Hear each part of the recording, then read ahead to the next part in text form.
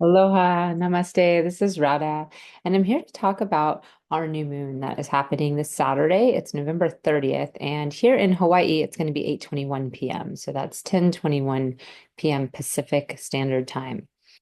This star, Anuradha, is after Radha, and it is the star that comes right after where our moon is the most debilitated. So when the moon moves right into Scorpio in the star of Vishaka, we have the hardest time connecting to our stability emotionally.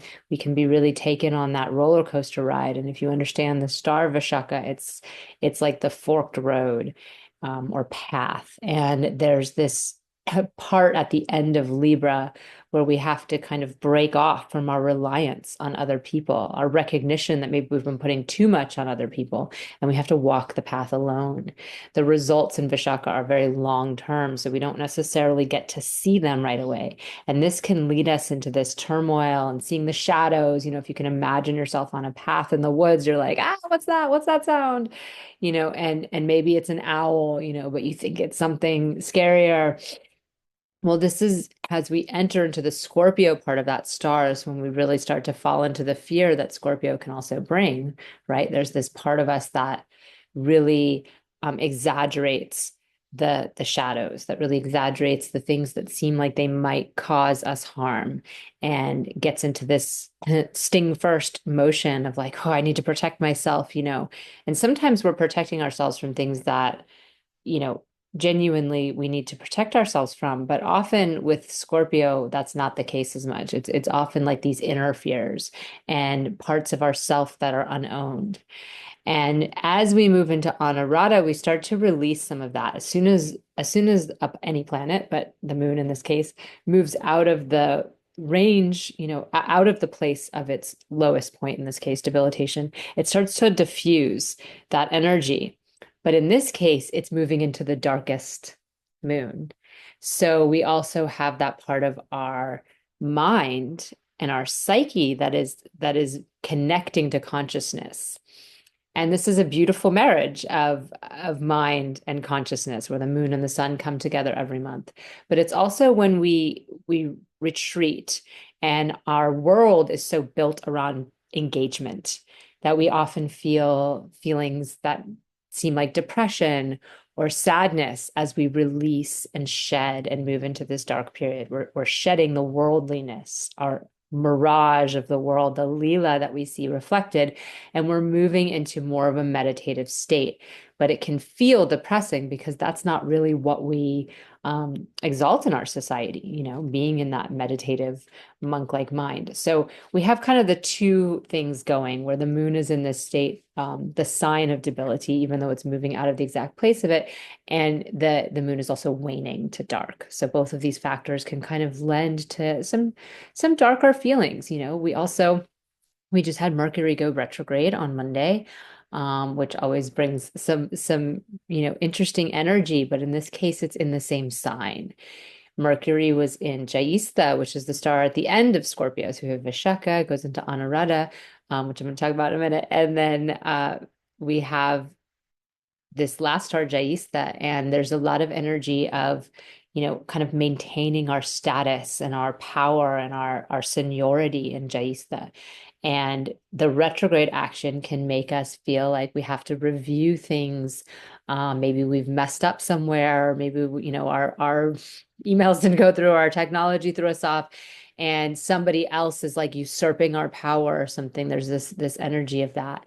And it's also reflected on right across the way by Jupiter, who's still retrograde. So we have the planet of our buddhi, of our intellect, across from the planet of our beliefs, our inspiration, and our ideals, both retrograde. So we're really like thinking, are my beliefs right? Are my beliefs around security and comfort and worldly possessions, how do those fit in with the way my mind is discerning this deeper shadow work and the things that are against me and the battles I have to fight?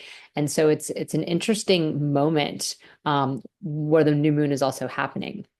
Now, what I love about this star, and there's also another reflection from Saturn that I'll talk about in a minute, but what I love about this star on Anuradha is that it's kind of the peaceful place in Scorpio. We have the warrior ruled by Indra that has to like do the final battle, and release the waters back to the earth at the end. And we have this long, lonely path of the forked road that's bringing out all our shadows in the first part. And in Anuradha, we have an opportunity to get very deep and spiritual. It's an opportunity to really just surrender and say, I don't know. I don't know what the shadows are. I don't know where this path leads. Um, but I know that in each and every moment, regardless of what I'm presented with, I have an opportunity to reach for something higher, to devote myself to the divine. And this is, in the tradition of Radha and Krishna, in the Vaishnava tradition, we look to Radha as like that's who we're praying to, because gosh, praying to God is too hard, but praying to Radha is like the path to God. Her devotion, her faith, her love for Krishna is so intense and so all-consuming that just following her, to be like her, is to be in love with God. And that's, a big part of the bhakti tradition, the tradition of devotion and love. And so if we can get that, that high feeling of ecstatic bliss for God, for spiritual union, then it doesn't matter what forks are in the road, what demons lurk in the shadows, what crazy feats we have to conquer later. We're sort of resting it all at the feet of divinity and saying, I trust, I believe that it's all going to work out. And so this star really offers us like a resting place in Scorpio. And its rulership is through Saturn. So there's this there's this capacity to reflect upon that new moon quality, that solitude, and that relationship of um,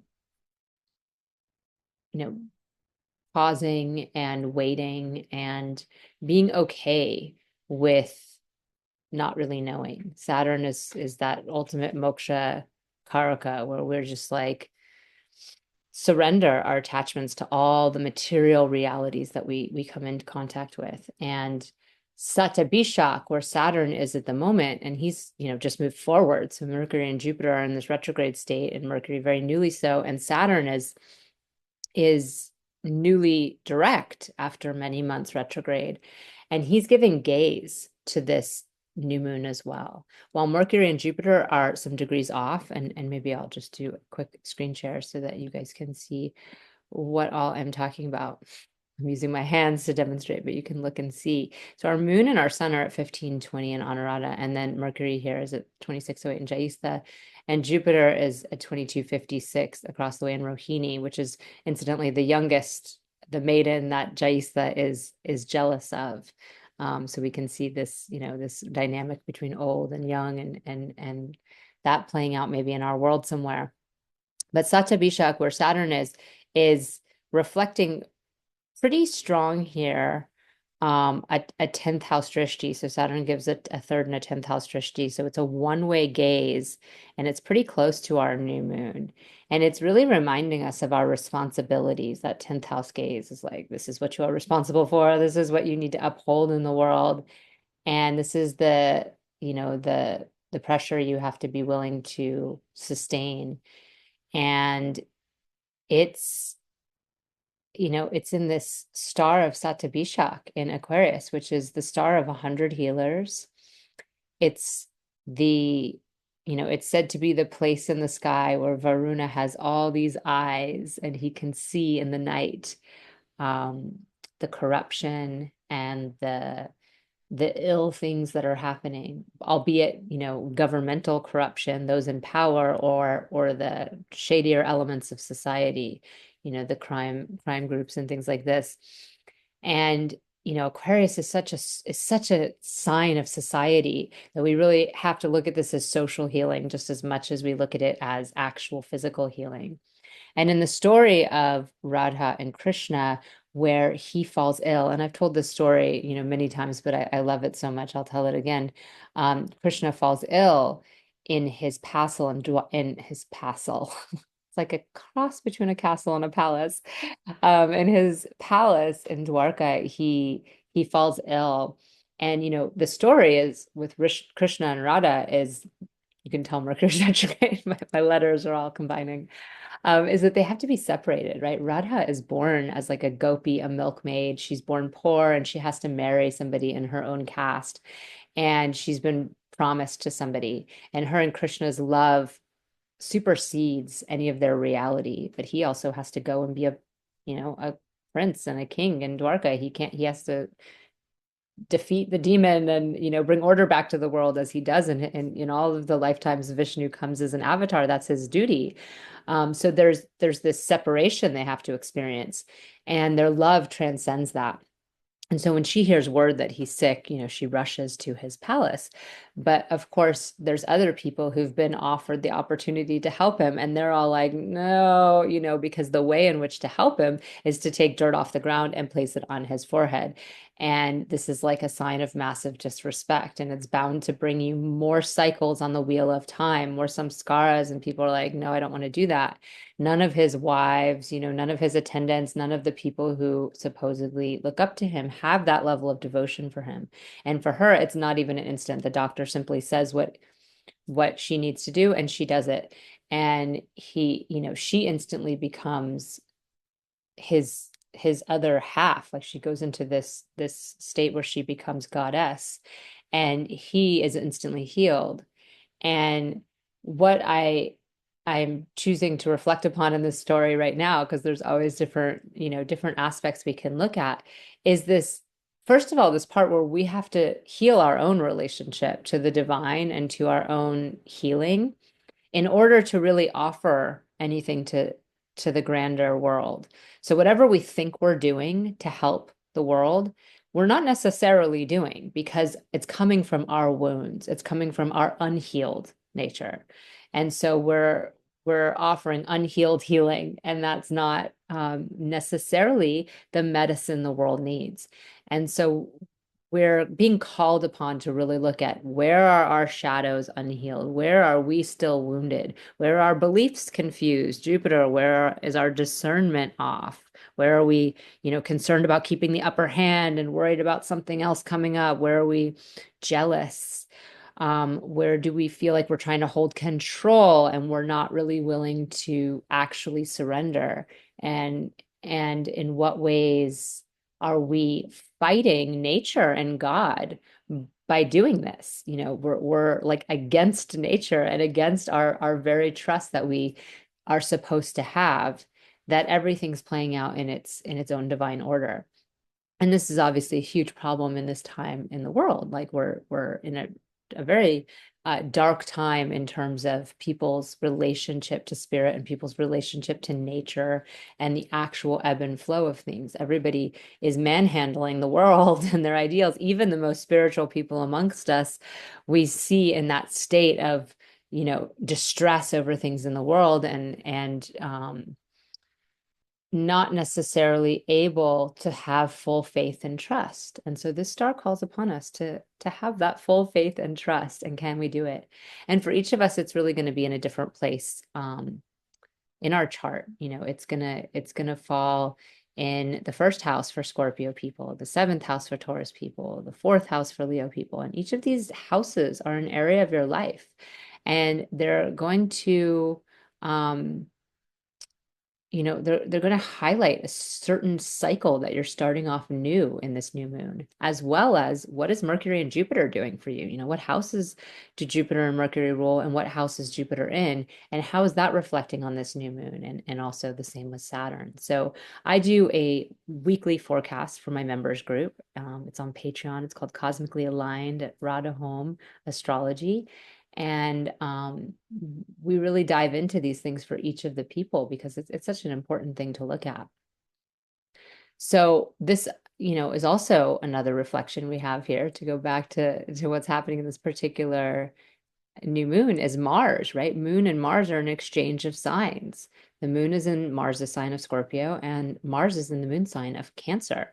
And Mars is debilitated here, and the moon is debilitated in this sign, right? They're both in their signs of debilitation. And so we might be, there might be some intelligence being exchanged by the exchange, but there's also the debilitation present. And so we have to be aware that we might be feeling like victims or little resentments and things that have built up over time that we haven't been able to express because we haven't wanted to cut off connection, but yet we've been feeling angry emotionally. And how is that reflecting upon this moment? What ways are we, have we stuck pins in things that really are actually very present for us? And really take the time to reflect upon all these things. It's not necessarily a time to have all the hard conversations because Mercury just went retrograde and the moon is dying. So we want to reflect on what we need to let go of in our own psyche and in our own stories, and then allow ourselves to take new steps forward in whatever area of life Scorpio is for us as we move forward. So this is going to be another element that we're working with. And of course, Anuradha is ruled by Mitra, who is the divine friend. It's another form. They say that the relations with source, with God, is like, you can have the relationship of like a mother to a child. You can have the relationship of a counselor to a student, or a teacher, a guru to a student. You can have the relationship of a friend, right? And that's what Mitra is it's like friend relationship. That's such a you just feel good with your friends, right? You don't have any mutual needs on the table with friends, so you don't have to barter over things. There's nothing to really argue about, except maybe there's little things that come up here and there, but mostly friends are cheering us on, right? And they're in our corner. And then there's also, of course, that relationship of the lover with the divine. And that's really, to be said, the highest relationship, which is the one Radha has with Krishna. So we have that super high